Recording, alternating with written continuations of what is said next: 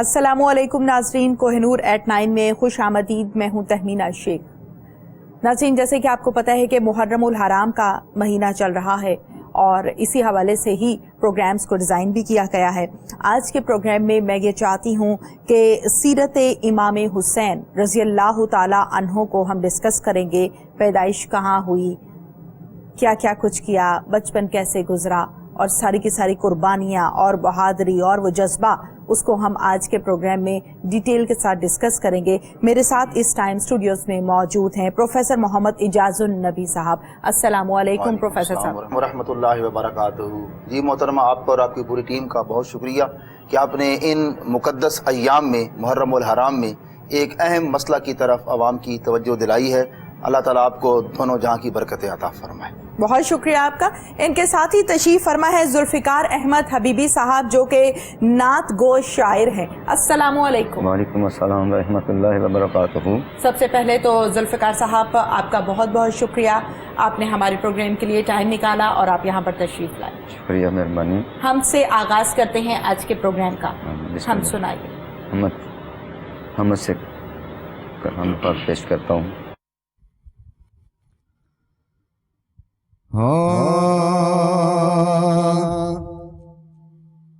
की मंगा कैसा चीज ते मंगा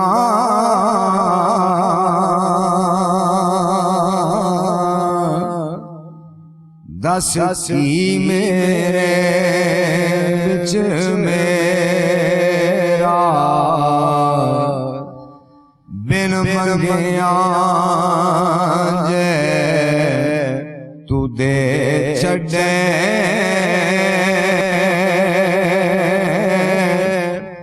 मौला की जांदा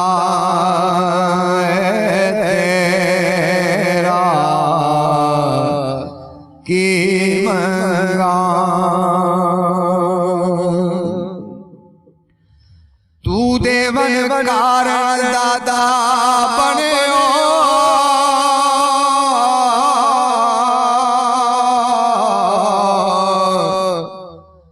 असी मंगन कार सवाले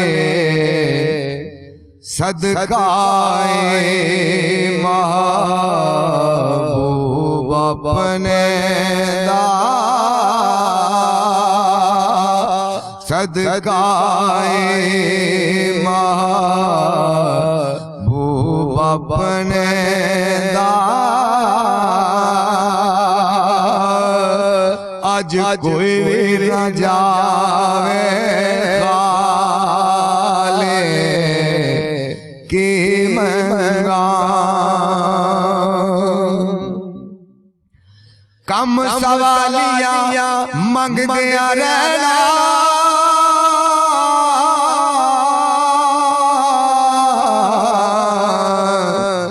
मौला दे दरवाज़े नीवी नज़री खड़ो तेरे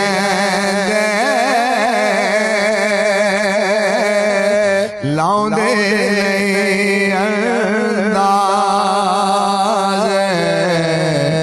की मंगा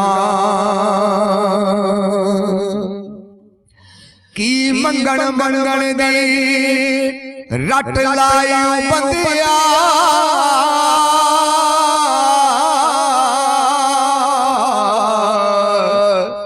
दस किस वेले तो मंग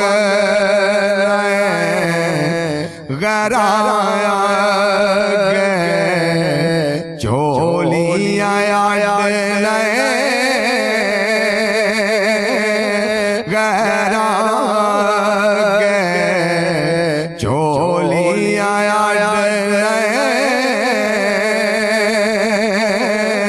पर मेरे कोलो संग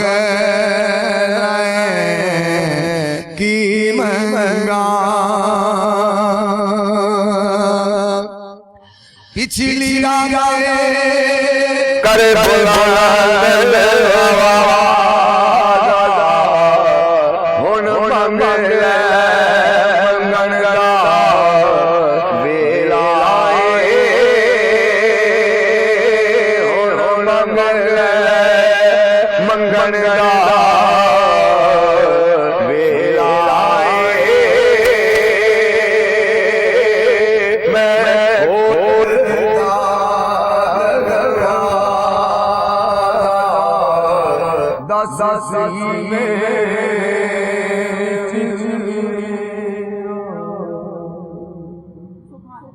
अल्लाह, बहुत ही खूबसूरत हम्द जो आपके सामने पेश की गई। गुफ्तगू के सिलसिले का आगाज़ करते हैं प्रोफेसर साहब से। प्रोफेसर साहब, मुहर्रमुल हराम के महीने का आगाज़ हो चुका है। जैसे कि मैं ये चाहती हूँ कि पहले खसूसी तौर पर इस बात पर जोर दिया जाए, मुआशरा, दुनिया, हालात व वाक़यात सब ने इसके साथ ही चलना होता है, ज़रूरी है। इसके साथ साथ जब जनवरी, फरवरी, मार्च और अप्रैल के मंथ स्टार्ट होते हैं तो सब उसको फॉलो करते हैं, हैप्पी न्यू ईयर करते हैं। दिसंबर का एंड होता है, कहते हैं हैप्पी न्यू ईयर, रात मनाई जाती है, जश्न किया जाता है, लाइटें, कुमकुमे जलाए जाते हैं। लेकिन जहाँ पर मुहर्रम में असल में हमारे इस्लामी साल का आगाज़ होता है, उस पर बहुत कम लोग इसको सेलिब्रेट करते हैं या इसका जिक्र भी करते हैं। सेलिब्रेट तो चले, जिक्र भी बहुत कम किया जाता है। मैं ये चाहती हूँ आज के प्रोग्राम में सबसे पहले तो हम अपनी कौम को, हम तमाम मुसलमानों को ये मैसेज कन्वे करें कि असल हमारा माँ ये है, हमारा साल जिसका हम आगाज़ करते हैं वो ये है। अल्हम्दुलिल्लाह वहदा वस्सलातु वस्सलामु अला मन ला नबी अबादा अम्मा बाद फौज़ बिल्लाहि मिनश शैतानिर रजीम बिस्मिल्लाहिर रहमानिर रहीम फ़क़ाल अल्लाह तबारक व तआला फ़ी कलामिल मजीद इन्ना इद्दतश शुहूर इंदल्लाह इस्ना अशरा शहरा फ़ी किताबिल्लाह सदक़ल्लाहुल अज़ीम। अल्लाहुम्मा सल्लि अला सय्यिदिना व मौलाना मुहम्मदिन नबिय्यिल उम्मी व अला आलिहि व सहबिहि व बारिक वसल्लिम। अल्लाह अज़्ज़ व जल की हम्द व सना और अल्लाह के प्यारे महबूब करीम रऊफ़ुर रहीम सल्लल्लाहु अलैहि वसल्लम की बारगाह में हदिया दुरूद व सलाम पेश करने के बाद अल्लाह का लाख लाख शुक्र है जिसने हमें एक अच्छे मकसद के लिए यहाँ बैठने का मौका अता फरमाया और एक बुलंद मकसद और एक आला काम के लिए अल्लाह ताला ने हमें तौफीक अता फरमाई। हम अल्लाह का शुक्र अदा करते हैं। बड़ा अच्छा आपने सवाल किया कि हम चूँकि मुसलमान हैं, बीइंग अ मुस्लिम, हमें अपने अल्हम्दुलिल्लाह हम मुसलमान हैं, अल्लाह का शुक्र है जी। देखिए अल्लाह ने हमें इंसान बनाया, ये भी उसका शुक्र है, और इंसान से आगे मुसलमान बनाया। तो as a Muslim, being a मुस्लिम, हमें अपनी खास एक शनाख्त है। इकबाल ने जिस तरह कहा ना, अपनी मिल्लत पे क़यास अक़वामे मगरिब से ना कर, खास है तरकीब में कौमे रसूल हाशमी। तो हमें अपने तारीख़ पे, हमें अपने माजी पे फ़ख्र है, हमें अपने दीन पे फ़ख्र है कि जो अल्लाह ताला ने हमें अता फरमाया, इन्नद दीन इंदल्लाहिल इस्लाम। अल्लाह के यहाँ काबिल कबूल दीन है तो इस्लाम है। तो अल्हम्दुलिल्लाह इस्लाम की एक अपनी पहचान है, इस्लाम की एक अपनी तहजीब है, इस्लाम का एक अपना तमद्दुन है और इस्लाम की एक अपनी तारीख़ है और इस्लाम का बोलबाला है। ऐसे ही अल्हम्दुलिल्लाह तो हमें एज ए मुस्लिम एक तो इस्लामी तारीख से वाक़फ़ियत हासिल करनी चाहिए, दूसरा हमें पता होना चाहिए कि हमारा साल कौन सा है। तो अब 1442वां साल सन हिजरी शुरू हुआ है और इसकी इब्तदा हिजरत से की गई और सन हिजरी से इस्लामी तारीख को मुरतब कराने वाले ये सेहरा जाता है अमीरुल मोमिनीन हज़रत सैयदना उमर इब्न खत्ताब फ़ारूक आज़म रज़ी अल्लाह ताला अन्हु। सन हिजरी से आपने इस्लामी तारीख को मुरतब कराया, क्यों कि हिजरत इस्लामी तारीख में बड़ी अहमियत की हामिल है। हिजरत के बाद ही सारे इनकलाबात आए हैं। तो सन हिजरी से इब्तदा हुई और अब 1442वां साल हमारा जा रहा है। तो इस्लामी साल की इब्तदा मुहर्रमुल हराम से होती है और ज़ुल हज ये इसका आखिरी महीना है। और इस्लामी तौर पर भी और ईसवी तौर पर भी 12 महीने हैं, जनवरी फरवरी, इन्हें सन ईसवी कहा जाता है। और मुहर्रम, सफ़र, रबीउल अव्वल, रबीउल सानी, जमादियुल अव्वल, जमादियुल सानी, रजब, शाबान, रमज़ान, शवाल, ज़ीक़ात, ज़िलहज, ये 12 इस्लामी महीने हैं। और कुरान इनका बयान किया है, इन्ना इद्दतश शुहूर इंदल्लाह इस्ना अशरा शहरन फ़ी किताबिल्लाह।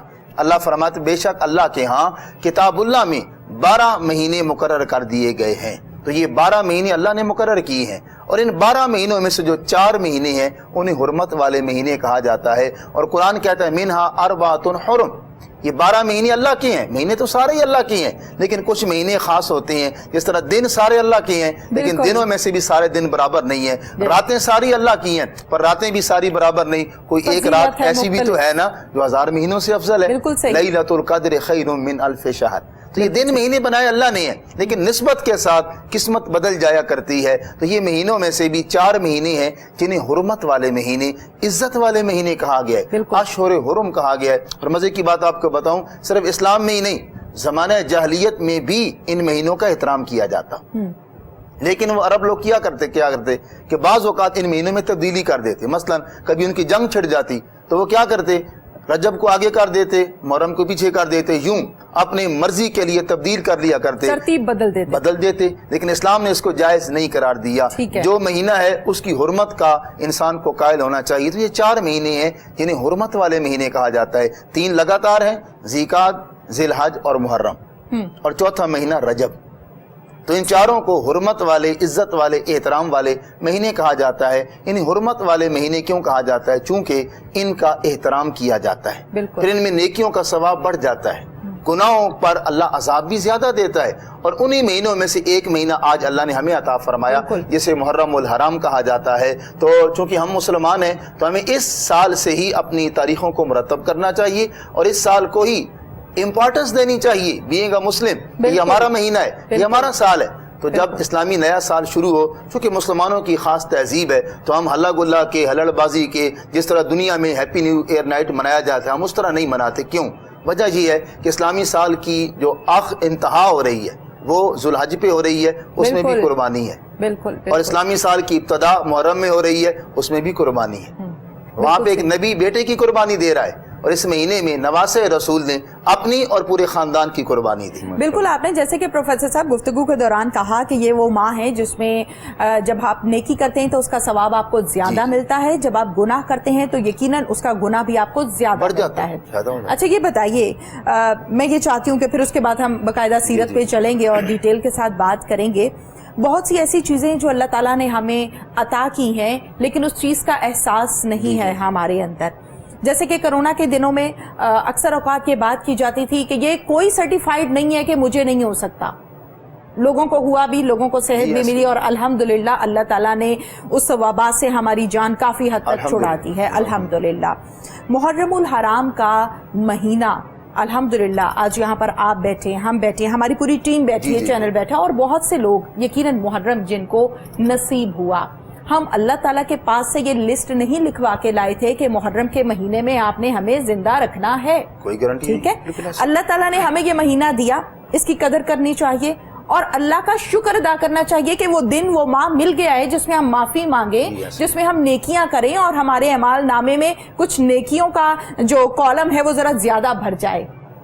इस बारे में बड़ी मशहूर हदीस में आपके सामने पेश करूंगा। बताइए। अल्लाह के प्यारे महबूब सल्लल्लाहु अलैहि वसल्लम ने इरशाद फरमाया, हजरत अबू हुरैरा रज़ी अल्लाह ताला अन्हु, आप इस हदीस के रावी हैं। आप फरमाते, अल्लाह के महबूब सल्लल्लाहु अलैहि वसल्लम ने इरशाद फरमाया, रमज़ानुल मुबारक के बाद अगर कोई मोहतरम महीना है तो वो माह मुहर्रमुल हराम है। फरमाया अगर कोई रोजा रखना चाहे तो वो माह मुहर्रमुल हराम में रोजा रखे, चूंकि ये अल्लाह का महीना है। जिस तरह रमजान को अल्लाह का महीना करार दिया गया, इसी तरह माह मुहर्रम को भी अल्लाह का महीना करार दिया गया।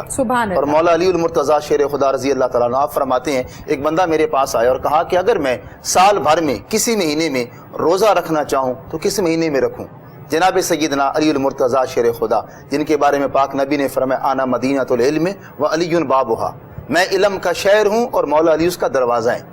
तो आप फरमाते हैं, ए पूछने वाले, मैं तुम्हें अपनी तरफ से जवाब नहीं दूंगा, जिस तरह तुमने मुझसे पूछा है। एक बार अल्लाह के महबूब की मैं महफिल में तशरीफ़ फरमा था, एक शख्स ने सवाल किया, ए अल्लाह के महबूब, माह रमज़ान के बाद अगर मैं किसी महीने में रोज़ा रखना चाहूँ तो कौन से महीने में रखूँ? तो अल्लाह के महबूब सल्लल्लाहु अलैहि वसल्लम ने इरशाद फरमाया, रमज़ान के बाद अगर तुम रोज़े रखना चाहो तो माह मुहर्रम में रखो, चूँकि ये अल्लाह का महीना है और इसी महीना में एक कौम की तौबा अल्लाह ने कबूल फरमाई और फिर अल्लाह ताला दूसरी कौम की तौबा भी इसी महीने में कबूल फरमाएगा। तो गोया ये महीना सिर्फ जो है ज़ाया कर देने वाला महीना नहीं है, फजूल कामों में गुजारने वाला महीना नहीं है, बल्कि रोज़े रख के तौबा करने वाला, अल्लाह को मनाने वाला महीना है। चूँकि इस महीना की निस्बत एक तो मुकद्दस महीनों के साथ है, दूसरा इमाम अली मकाम सय्यिदुश शुहदा राकिब दोश रसूल जिगर गोशे बतूल हज़रत सय्यदना इमाम अली मकाम इमाम हुसैन रज़ी अल्लाह ताला अन्हु और आपकी कुर्बानी के साथ है। फिर इसी महीने की यकम को अमीरुल मोमिनीन सय्यदना उमर इब्न खत्ताब रज़ी अल्लाह ताला अन्हु आपका यौम शहादत भी है। चूँकि इस महीने की निस्बत इतनी अजीम हस्तियों के साथ है, ये महीना वैसे भी हमारे लिए ज़्यादा काबिल एहतराम हो जाता है। तो हमें अपनी ज़िंदगी के जो सांस रह गए हैं, पता नहीं कितने रह गए हैं, उनको गनीमत समझना चाहिए, इसलिए कि कब मौत का बुलावा आ जाए कोई पता नहीं है। तो अल्लाह ने हमें ये महीना अता फरमा दिया है। अब ये नया साल है ना, تو لوگ نئے سال پہ پلاننگ کیا کرتے ہیں کہ پورا سال ہم نے کس طرح گزارنا ہے. تو ایز اے مسلم ہمیں بھی پلاننگ کرنی چاہیے کہ اللہ نے ہمیں ایک سال اور دے دیا, نیا سال. اب پورے سال میں ہم نے کیا کرنا ہے؟ اپنی زندگی اللہ کی رضا کے مطابق گزارنی ہے, اپنے ملک کی خدمت کرنی ہے, اپنی قوم کی خدمت کرنی ہے, اس لیے کہ خدمت میں ہی عظمت ہے. تو اللہ تعالی ہمیں اس مہینے کی قدر کرنے کی توفیق عطا فرمائے, اور اللہ تعالی ہمیں اس مہینے سے فائدہ اٹھا کر اپنی بخشش کرانے کی توفیق عطا فرمائے. محرم الحرام کے احترام میں کیا کیا کچھ کرنا چاہیے؟ جی, محرم الحرام کے احترام میں سب سے پہلی بات تو یہ ہے کہ اللہ کے احکامات کی پابندی کی جائے. ان احکامات میں حقوق اللہ بھی آتے ہیں, حقوق العباد بھی آتے ہیں. حقوق اللہ میں سب سے اہم حق نماز ادا کرنا, روزہ رکھنا, زکوٰۃ ادا کرنا. اس کے علاوہ اگر اللہ تعالیٰ توفیق دے صدقہ و خیرات کرنا, یہ اچھے اعمال ہیں. اس کے علاوہ ذکر اذکار کرنا, قرآن کی تلاوت کرنا. قرآن وہ کتاب ہے جو دنیا اور آخرت میں کامیابی کی ضامن ہے, اور یہی وہ قرآن ہے جسے سیدہ کائنات سیدہ فاطمہ الزہرا رضی اللہ تعالیٰ عنہ امام حسین کو لوری دے دے کے سنایا کرتی تھی. لیکن آج ہمارے گھروں سے قرآن کی آوازیں نہیں آ رہی. کبھی ایک وقت تھا صبح آپ گلی سے گزریں تو گھروں سے قرآن کی تلاوت کی آوازیں آتی تھیں, لیکن اب معذرت کے ساتھ ہم لوگ جیسے نا آدھی رات کو جاگنا اور دیر تک سوئے رہنا, جس طرح الو زندگی گزارتے ہیں, ہماری قوم اس طرف جا رہی ہے, اور یہ ہمارے لیے بڑی بد نصیبی ہے. ہمیں جلدی سونا اور صبح نماز ٹائم جاگنا چاہیے. ایک تو ہم نماز کی پابندی کریں, دوسرا قرآن کی تلاوت کریں, اور صرف تلاوت ہی نہ کریں, قرآن کو سمجھیں بھی. قرآن کتاب انقلاب ہے, قرآن زندگی کا نصاب ہے. قرآن is a complete code of life.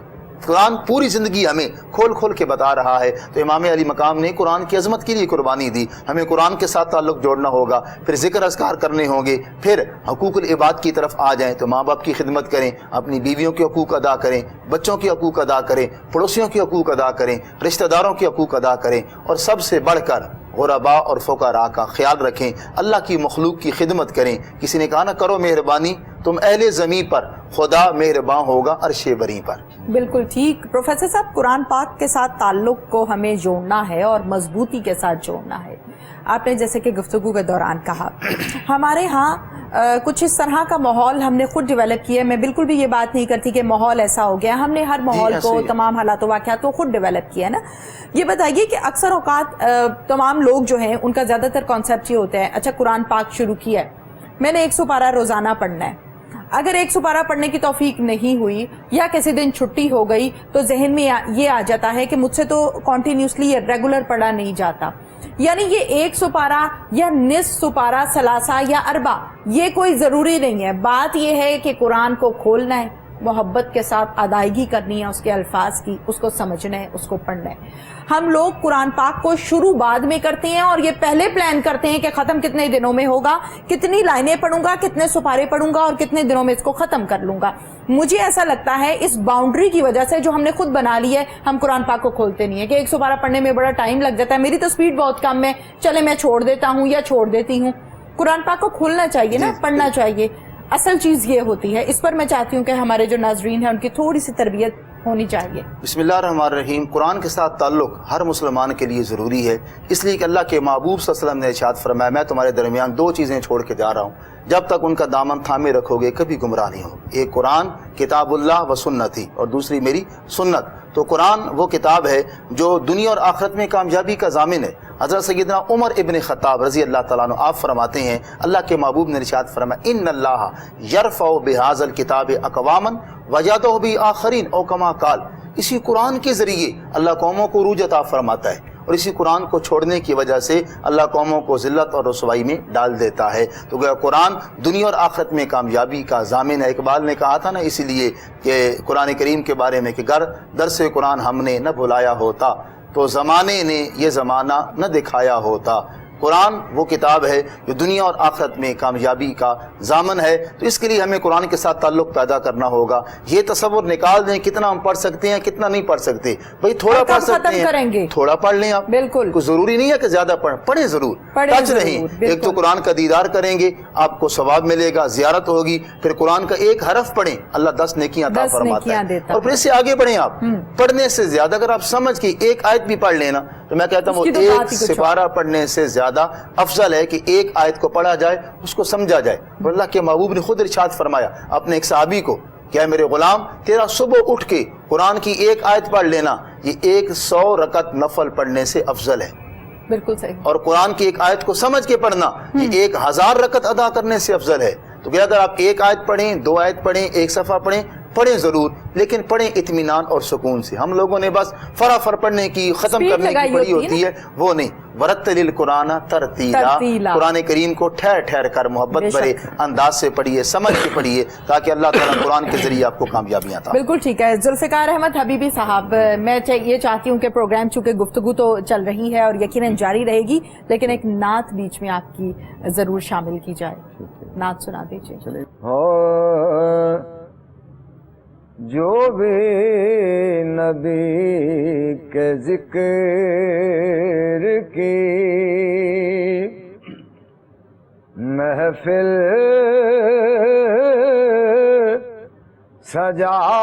سجائے گا،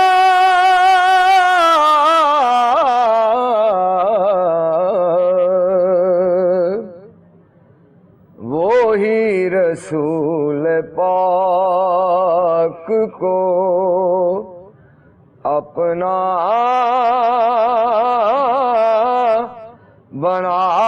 بنائے گا.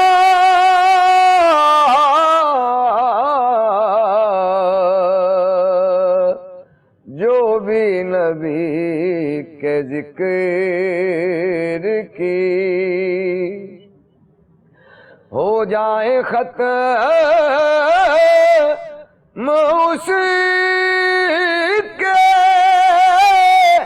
رنج و علم تمام.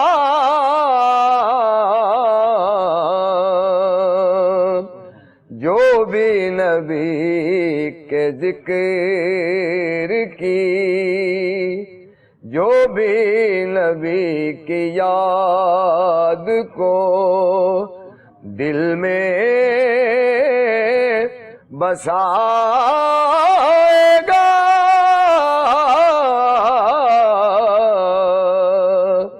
جو بھی نبی کے ذکر کی پہنچائے جا درود کے گجرے حضور پر، پھر تو بھی ان کی ذات کا دیدار پائے گا.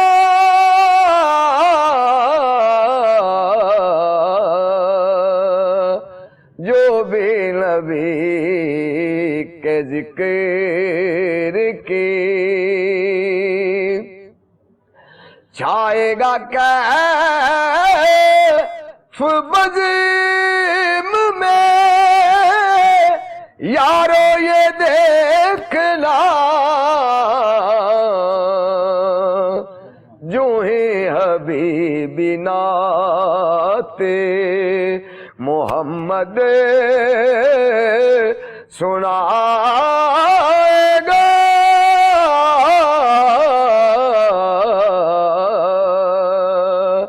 جو بھی نبی کے ذکر کی محفل سجائے گا،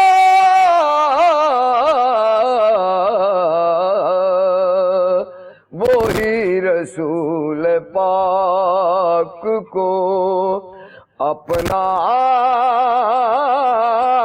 بنائے گا.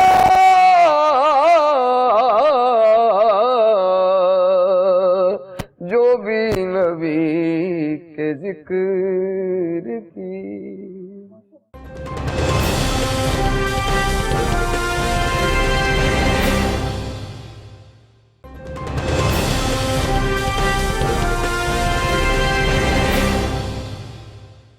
ناظرین، ذوالفقار احمد حبیبی صاحب کی اسپیشلٹی ہے وہ یہ ہے کہ اکثر اوقات نعت لکھی ہوئی پڑھ دیتے ہیں نعت خواں. یہ نعت لکھتے بھی خود ہیں اور پڑھتے بھی خود ہیں. بہت خوب. پروفیسر صاحب دوبارہ سے چلتے ہیں آپ کی طرف. سیرت کے حوالے سے میں چاہتی ہوں کہ پروگرام میں بات کی جائے. سیرت امام حسین رضی اللہ تعالی عنہ پیدائش سے آغاز کرتے ہیں۔ بسم اللہ الرحمن الرحیم۔ فقال النبی صلی اللہ علیہ وآلہ وسلم ان الحسن والحسین سیدا شباب اہل الجنہ۔ فقال النبی صلی اللہ علیہ وسلم فی مقام آخر حسین منی وانا من الحسین، صدق اللہ العظیم۔ اللہم صلی علی سیدنا و مولانا محمد وعلی آلہ وصحبہ وبارک وسلم۔ آپ نے سیرت امام علی مقام کی بات کی، بڑی اس چیز کی ضرورت ہے۔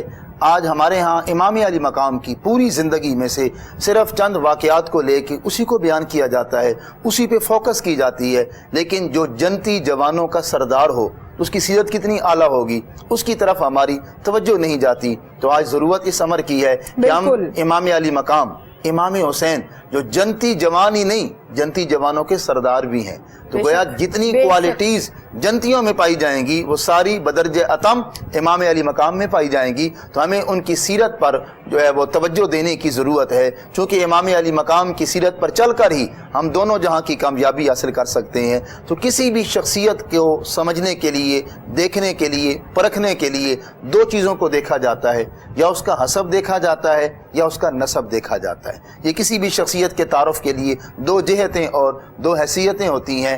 حسب کا مطلب ہے کہ اس شخص کا کریکٹر، کردار کیسا ہے، اور نسب میں خاندان دیکھا جاتا ہے، ماں باپ دیکھے جاتے ہیں۔ اگر ہم ان دونوں حوالوں سے دیکھیں تو کیا کمال کی شخصیت ہے امام علی مقام امام حسین رضی اللہ تعالیٰ عنہ کی۔ اگر آپ کے نسب کو دیکھا جائے تو انسان یہ کہنے پر مجبور ہو جاتا ہے میرا حسین باغ رسالت کا پھول ہے، میرا حسین باغ رسالت کا پھول ہے، مولا علی کی جان ہے، خون رسول ہے۔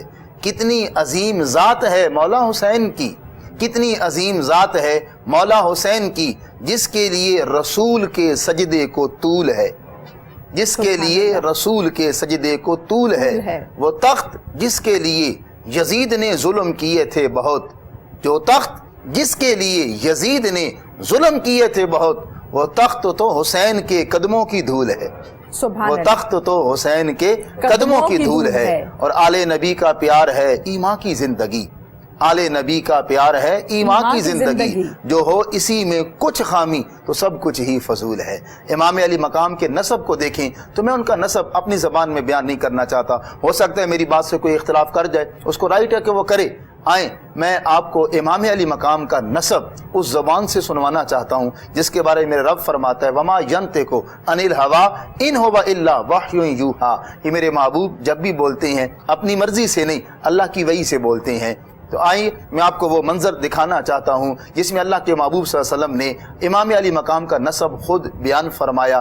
مسجد نبوی ہے، مسجد نبوی کا صحن ہے، اللہ کے محبوب تشریف فرما ہے، صحابہ کرام بھی تشریف فرما ہے، صحابہ کی محفل لگی ہوئی ہے، اور یوں لگتا ہے صحابہ کی محفل میں حضور بیٹھے تھے نا، لگتا تھا ستاروں کی جھرمٹ میں چاند بیٹھا ہوا ہے۔ سبحان اللہ، اتنا پیارا یہ منظر ہے کہ اللہ کے جھرمٹ میں چاند ہے۔ سبحان اللہ، اللہ کے محبوب تشریف فرمائے کہ امام حسن تشریف لائے، اللہ کے محبوب نے دائیں طرف بٹھا لیا، امام حسین تشریف لائے، ان کو حضور نے بائیں طرف بٹھا لیا۔ یہ بڑا حسین و جمیل منظر ہے، جنتی دولہے کی گود میں جنتی شہزادے بیٹھے ہوئے ہیں۔ صحابہ نے یہ منظر دیکھا تو بڑے خوش ہوئے۔ اللہ کے محبوب نے جب صحابہ کو خوش ہوتے دیکھا نا، فرمایا یا ایھا الناس الا اخبرکم بخیر الناس جدا و جدتا ابا و اما اما و امتا خالا و خالتا وہما الحسن والحسین۔ فرمایا یا ایھا الناس، اے لوگو، الا اخبرکم، کیا میں تمہیں ان دو کے بارے میں نہ بتاؤں جن کا نانا سارے نانوں سے افضل ہے، جن کی نانی ساری نانیوں سے افضل ہے، جن کا باپ سارے باپوں سے افضل ہے، جن کی ماں ساری ماؤں سے افضل ہے، جن کا چچا چچاؤں سے افضل ہے، جن کی پھوپھیاں پھوپھیوں سے افضل ہیں، جن کے ماموں ماموں سے افضل ہیں، جن کی خالائیں سب خالاؤں سے افضل ہیں، وہما الحسن والحسین۔ فرمایا وہ دو یہ شہزادے حسن اور حسین ہیں۔ پھر خود ہی سرکار تعارف کراتے ہیں جدہما محمد الرسول اللہ، جدتہما خدیجہ بن خویلد، امہما قاسم بن محمد، خالہما قاسم بن محمد، خالاتہما زینب رقیہ ام کلثوم بنات رسول اللہ، امہما وعمتہما ام ہانی رضی اللہ تعالی عنہا، جدہما فی الجنہ، جدتہما فی الجنہ، ابوہما فی الجنہ، خالہما فی الجنہ، خالاتہما فی الجنہ، عمہما فی الجنہ، عمتہما فی الجنہ، وہما فی الجنہ ومن یحبہما فہو فی الجنہ، او کما قال۔ اب یہ تعارف اللہ کے محبوب فرمایا ان کے نانا محمد مصطفیٰ ہیں صلی اللہ علیہ سبحان وسلم، اللہ۔ ان کی نانی سیدہ خدیجہ الکبریٰ ہیں، سبحان ان کے اللہ۔ باپ علی المرتضیٰ ہیں، ان کی ماں فاطمۃ الزہرا ہیں، ان کی خالو ماموں ان کے قاسم بن محمد ہیں، ان کی خالائیں سیدہ رقیہ، زینب، ام کلثوم جو مصطفیٰ کریم صلی اللہ علیہ وآلہ وسلم کی بیٹیاں ہیں، ان کے چچا حضرت جعفر ہیں اور ان کی پھوپھی ام ہانی ہیں۔ اس کے بعد فرمایا ان کا نانا بھی جنتی، ان کی نانی بھی جنتی، ان کا باپ بھی جنتی، ان کی ماں بھی جنتی، ان کا چچا بھی جنتی، ان کی پھوپھی بھی جنتی، ان کا ماموں بھی جنتی، ان کی خالائیں بھی جنتی۔ فرمایا یہ دونوں بھی جنتی، جو ان سے محبت کرے گا اللہ اسے بھی جنت عطا فرمائے گا۔ سبحان اللہ۔ یہ ہے امام علی مقام کا سبحان نسب۔ اللہ۔ تو نسب کے لحاظ سے دیکھا جائے تو کوئی آپ کا ثانی نظر نہیں آتا۔ اب آتے ہیں آپ کے حسب کی طرف، آپ کے کردار کی طرف، آپ کے کریکٹر کی طرف۔ جب آپ دنیا میں تشریف لائے تو اللہ کے محبوب صلی اللہ علیہ وسلم کو ام الفضل نے خبر دی کہ اللہ تعالیٰ نے آپ کو نواسا عطا فرمایا ہے، تو اللہ کے محبوب صلی اللہ علیہ وسلم خوش گھر تشریف لے کر آئے، اور یہ 4 شعبان کی بات ہے جب اللہ کے محبوب صلی اللہ علیہ وسلم کو اللہ تعالیٰ نے نواسا عطا فرمایا، 4 شعبان 5 ہجری۔ تو اللہ کے محبوب تشریف لے آئے، آپ کو اپنی گود میں یوں اٹھایا، محبت سے آپ کو چوما، پھر آپ کے باپ سے پوچھا علی بیٹے کا کوئی نام رکھا ہے؟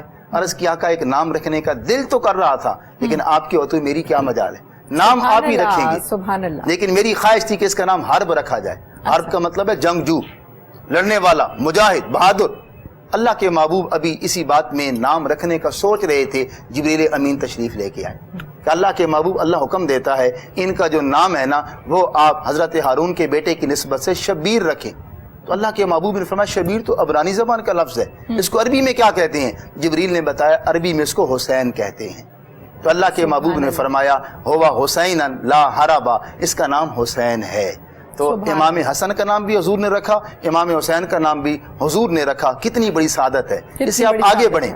اللہ کے محبوب صلی اللہ علیہ وسلم خود امام حسین کو گھٹی لگاتے ہیں، بچے پیدا ہوتے ہیں ان کو گھٹی دی جاتی ہے، کسی کو کھجور سے، کسی کو شہد سے، عام طور پہ میٹھی چیز سے۔ پر آج اللہ کے محبوب نے عجیب معاملہ فرمایا، آپ نے امام حسین کو نہ کھجور سے گھٹی دی نہ شہد سے گھٹی دی، بلکہ اپنا لعاب دان، اپنی زبان مبارک امام علی مقام کے منہ میں رکھ دیتے ہیں، اپنے لعاب سے امام حسین کو گھٹی دیتے ہیں۔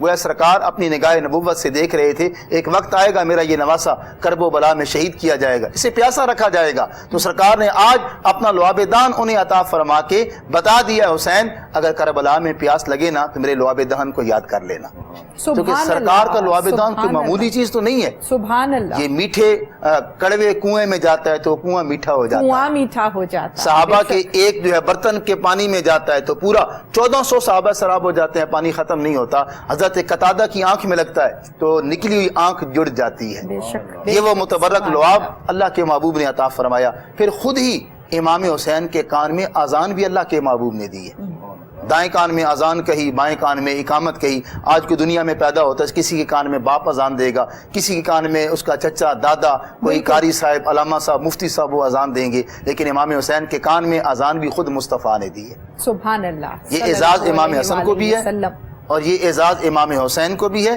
رضی اللہ تعالی عنہما، اور یہ اعزاز حضرت اسامہ بن زید کو بھی ہے، ان کے کانوں میں حضور نے اذان دی ہے۔ اس کے علاوہ اللہ کے محبوب صلی اللہ علیہ وسلم نے کبھی اذان نہیں کہی، اس لیے کہ اگر حضور اذان کہیں تو جو بھی سنے اس پر نماز بالکل ویسے بھی فرض ہے، لیکن حضور کی آواز سن کے تو آنا زیادہ فرضیت بن جاتی ہے، کوئی نہ آئے تو اس کا ایمان سلامت نہیں رہتا، اس لیے اللہ کے محبوب نے اذان اس کے علاوہ نہیں کہی، ان کو یہ شرف بخشا۔ اب اللہ کے محبوب جب اذان کہہ رہے تھے نا تو امام علی مقام زبان حال سے کہا کہ اللہ کے محبوب آپ جیسی اذان کوئی نہیں دے گا، میرے جیسی نماز کوئی نہیں پڑھے گا۔ سبحان اللہ۔ اذان آج آپ دے رہے ہیں، نماز میں کرب و بلا میں پڑھ کے دکھاؤں گا اور میری جیسی نماز کوئی ادا نہیں کرے گا، کیونکہ اس کی ہمت پہ شیر خدا کو ناز ہے، اس نواسے پہ محمد مصطفیٰ کو ناز ہے۔ سجدے تو اوروں نے کی بھی کیے پر اس کا جدا انداز ہے، اس نے وہ سجدہ کیا جس پہ خدا کو بھی ناز ہے۔ سبحان اللہ، سبحان اللہ۔ اللہ کے محبوب صلی اللہ علیہ وسلم نے خود ہی اذان دی۔ پھر آپ کا بچپن اللہ کے محبوب صلی اللہ علیہ وسلم کے پاس گزرا، ایک بار آپ مسجد میں تشریف لے کر گئے، آپ بچپن میں مسجد میں جایا کرتے تھے، اس سے پتہ چلا ہمیں بھی بچوں کو ساتھ لے کے مسجد میں جانا چاہیے، اس لیے اللہ کے محبوب نے فرمایا بچے 7 سال کے ہو جائیں انہیں نماز کا حکم دو، 10 سال کے ہو جائیں سختی سے نماز پڑھاؤ، تو انہیں اپنے ساتھ لے کے جاؤ، تو یہ امام علی مقام کو تربیت اپنے گھر سے مل رہی ہے. باپ وہ ہیں کہ سارا دن محنت مزدوری کرنے والے، ساری رات عبادت کرنے والے. ماں وہ ملی سیدہ کائنات، سیدہ خاتون جنت فاطمۃ الزہرا رضی اللہ تعالی عنہا، کہ سارا دن گھر کے کام کاج بھی کر رہی ہیں، جھاڑو بھی لگا رہی ہیں، چکی بھی اپنے ہاتھوں سے پیس رہی ہیں،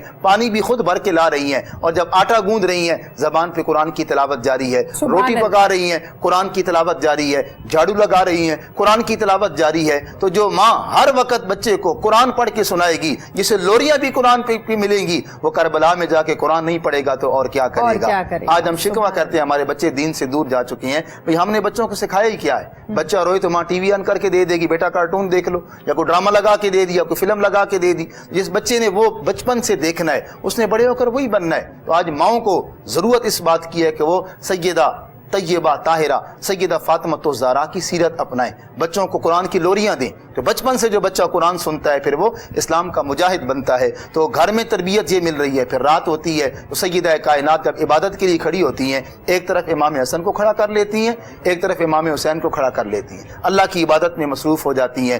گھر میں بھی عبادت ہو رہی ہے، مسجد میں آتے ہیں تو مصطفیٰ عبادت کر رہی ہیں. تو امام حسین بچپن سے ہی عبادت دیکھ رہے ہیں تو آپ کے اندر عبادت کا ذوق اور شوق پیدا ہو رہا ہے. اور ایک دن اللہ کے محبوب سجدے میں تھے کہ امام علی مقام پشت پر جا کر سوار ہوں. حضور اللہ کی عبادت میں ہے. سجدہ اقصی غایت العبادہ، عبادت کی انتہا سجدہ ہے. نماز کے اندر حضور سجدے میں ہے کہ امام علی مقام آپ کی پشت پر سوار ہو گئے. اب اللہ کے محبوب نے اٹھنا چاہا تو اللہ نے حکم دیا، محبوب جب تک حسین خود نہ اتریں آپ نے اتارنا نہیں. اس لیے کہ حسین گر گئے تو پھر دین کو اٹھانے والا کوئی نہیں ہوگا. آج آپ حسین کو گرنے سے بچائیں گے، کل حسین آپ کے دین کو گرنے سے بچائے گا. جب دین کو سنبھالنے کی باری آئے گی تو حسین سنبھالیں گے.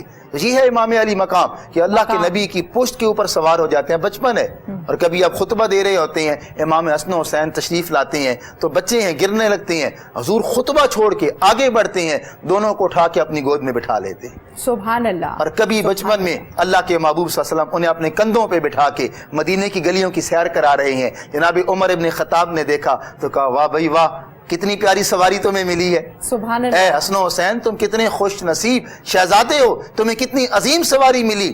اللہ کے محبوب نے فرمایا عمر اگر سواری پیاری ہے تو سوار بھی تو بڑے پیارے ہیں نا، سوار بھی تو بڑے اعلیٰ ہیں. تو یوں آپ کا بچپن گھر میں گزرتا ہے تو تلاوت اور قرآن اور ذکر اذکار میں، مسجد میں آتے ہیں تو اللہ کے نبی عبادت میں مصروف ہوتے ہیں. جب آپ جوانی کی طرف جاتے ہیں تو آپ کثرت سے روزے رکھنے والے، کثرت سے عبادت کرنے والے، ہر روز 1000 رکعت نفل پڑھنے والے، راتوں کو قرآن کی تلاوت کرنے والے، تو آپ کی زندگی کے اندر وہ تمام خوبیاں پائی جاتی ہیں جو ایک اعلیٰ درجے کے متقی میں ہوتی ہیں. چونکہ آپ جنتی جوانوں کے سردار ہیں اس لیے آپ کے اندر ہر قسم کی جو اعلیٰ خوبیاں ہیں بدرجہ اتم پائی گئیں. آپ کی ذات کے اندر تقوی بھی ہے، آپ کی ذات کے اندر پرہیزگاری بھی ہے، آپ کی ذات کے اندر سخاوت بھی ہے، عز و انکساری کی آپ پیکر بھی ہیں، عبادت کا ذوق اور شوق بھی ہے، خدمت خلق کا جذبہ بھی ہے. اور آپ عبادت کا کتنا ذوق رکھتے ہیں. 25 حج آپ نے پیدل فرمائے.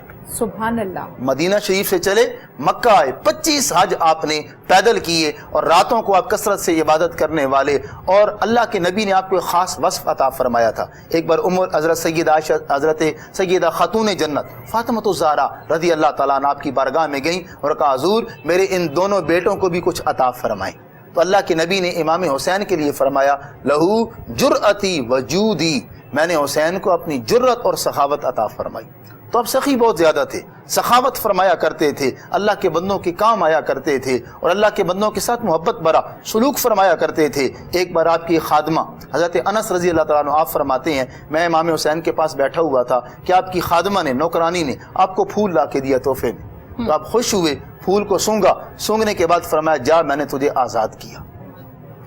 انس بن مالک نے کہا اے امام علی مقام، اے نواسہ رسول، اس نے ایک چھوٹا سا پھول دیا ہے اور آپ نے آزاد کر دیا ہے. آپ نے فرمایا جو تمہیں تحفہ دینا اسے اس سے بہتر تحفہ دو، اور اس کے لیے آزادی سے بہتر تحفہ کوئی نہیں ہے، میں نے اسے اللہ کے نام پہ آزاد کیا. یہ آپ کی سخاوت ہے. اسی طرح ایک بار آپ کی محفل میں ایک بندہ آیا، کہا بڑا غریب ہوں، مجھے کچھ عطا فرمائے. آپ نے فرمایا ابھی فی الحال میرے پاس نہیں ہے، بیٹھیں ابھی میرا وظیفہ آنے والا ہے. تھوڑی دیر کے بعد آپ کے پاس حضرت امیر معاویہ جو خلیفہ وقت تھے رضی اللہ تعالیٰ عنہ، ان کی طرف سے 5 تھیلیاں آئیں جن میں سے ہر ایک کے اندر 1000 درہم تھے.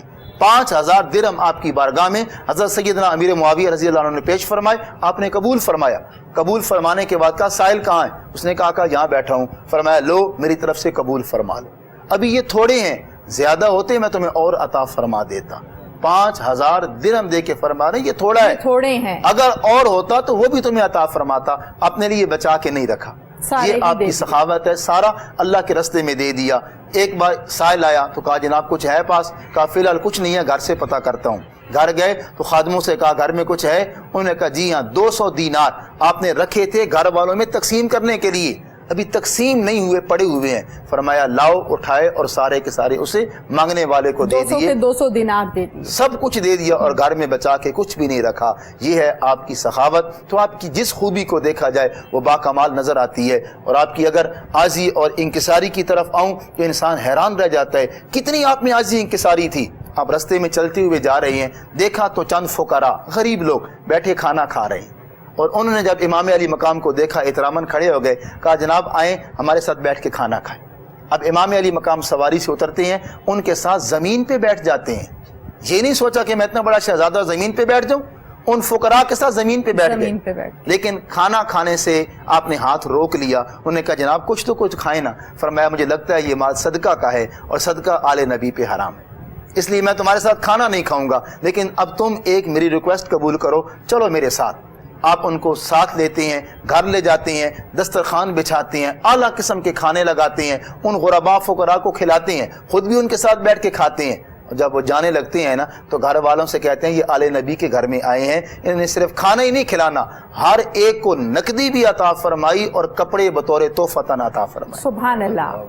یہ ہے امام علی مقام. امام حسین رضی اللہ تعالیٰ عنہ کی سیرت کہ آج ہم کو 10 روپے اللہ کے راستے بھی دے دیں تو ہماری خواہش ہوتی ہے کہ ہمارا بڑا نام لیا جائے. آج تو اللہ تعالیٰ معاف کرے، ان سیلفیوں نے ہماری عبادات کا سارا روح ختم کر دی ہے کہ ادھر طواف ہو رہا ہے ادھر ساتھ ساتھ سیلفیاں جاری ہیں. ہم نمود و نمائش میں پڑ گئے ہیں. لیکن امام علی مقام سخاوت کیا کرتے تھے تو کسی کو پتہ بھی نہیں چلتا تھا.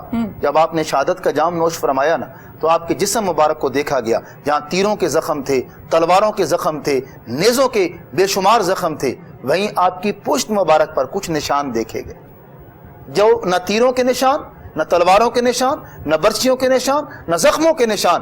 آپ کے بیٹے امام سجاد امام زین العابدین رضی اللہ تعالیٰ عنہ سے پوچھا گیا بھئی یہ آپ کی پشت پر نشان کیسے ہیں؟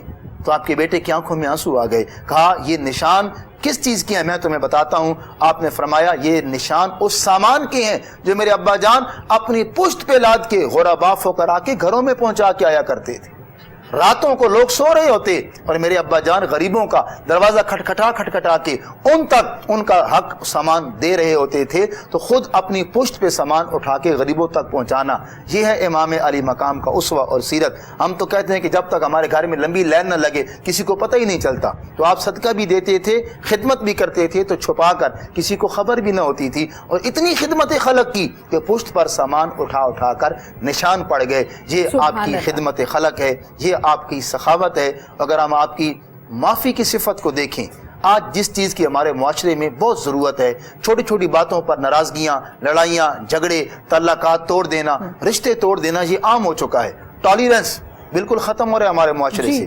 اس چیز کی بڑی ضرورت ہے، قوت برداشت، صبر و تحمل، قوت برداشت. چھوٹی چھوٹی باتوں پر لڑائیاں شروع ہوتی ہیں، بات کہاں سے کہاں تک پہنچ جاتی ہے. دو بچے آپس میں جو ہے نا لڑتے ہیں، پھر دو خاندان انوالو ہوتے ہیں، کتنے لوگ اس میں جو ہے دنیا سے چلے جاتے ہیں. تو قوت برداشت ہمیں امام حسین کی سیرت سے ملتی ہے. اس کا ایک چھوٹا سا واقعہ سنانا چاہتا ہوں کیونکہ وقت کا دامن بھی مجھے احساس ہے کہ بہت تنگ ہے.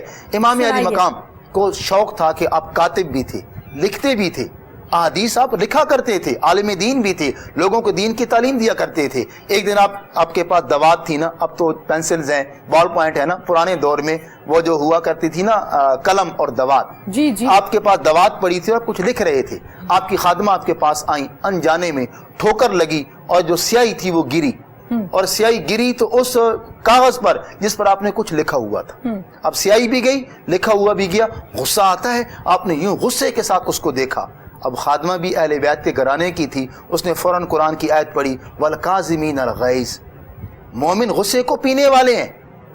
آپ نے فوراً اپنے انداز کو درست کر لیا، چہرے پہ مسکراہٹ لائی، غصہ دور کر دیا. اس نے دیکھا کہ معاملہ بن رہا ہے، اس نے قرآن کی اگلی آیت پڑھی वल-आफीना अनिन नास, मोमिन लोगों को माफ भी करते हैं, गुस्सा भी दूर करते हैं, माफ भी करते सुभान हैं। अल्लाह। कहा जा तुझे अल्लाह के नाम पे मैंने माफ कर माफ दिया कर है, दिया। गुस्सा भी दूर हो गया, चेहरे पे बशाशत आ गई, उसने देखा लोहा गरम है, अगली बात कर दी। कहा वल्लाहु युहिब्बुल मुहसिनीन, अल्लाह एहसान करने वालों से मोहब्बत करता है। फरमाया जा तुझे अल्लाह के नाम पे आजाद कर दिया। सुभान अल्लाह, सुभान अल्लाह। ये है कुरान पे अमल। आयत सामने आई, गुस्सा भी दूर कर दिया, माफ भी कर दिया, आजाद कर दिया।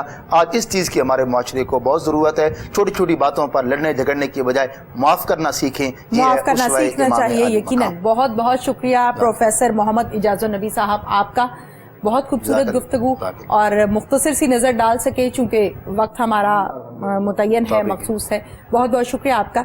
आपका भी बहुत बहुत शुक्रिया जुल्फ़िकार अहमद हबीबी साहब, आपने हमें टाइम दिया है। नाज़रीन, प्रोग्राम का वक्त अपने इख्तिताम को पहुंचा। कलाम के साथ आज के प्रोग्राम का इख्तिताम करेंगे। जुल्फ़िकार साहब, कलाम सुना दीजिए। है सूरत हुसैन के, जुर्रत की एक मिसाल है, सीरत हुसैन के। उसको खुदा मिला है, खुदा का रसूल बे,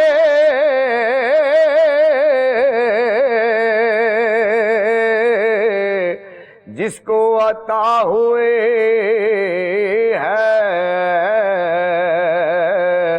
मोहब्बत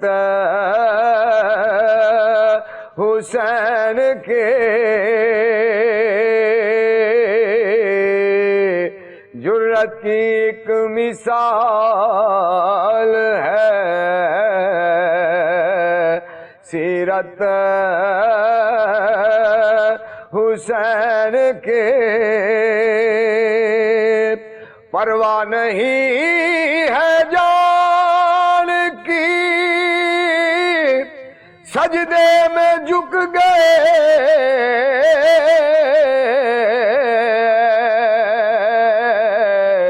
क्या खूब है निराले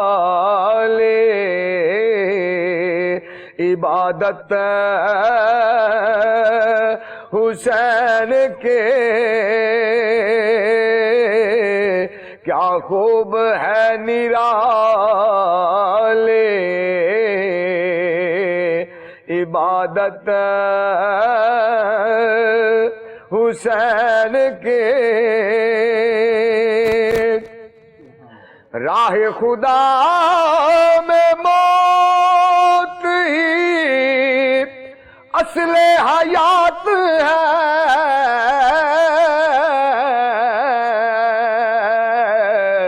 पैगाम दे गए हैं शहादत हुसैन के। पैगाम दे गए हैं शहादत हुसैन के।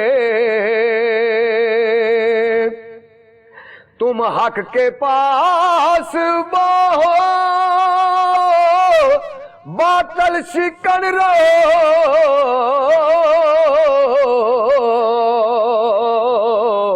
ये कह रही है आज बे तुरबत हुसैन के। ये कह रही है आज बे तुरबत हुसैन के। मिट जाएंगे हबीबी ये दुनिया के तुम तरह,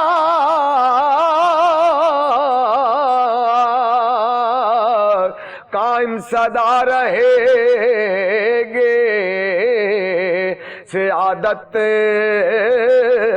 हुसैन के। مرکز محبتوں کا ہے صورت حسین کے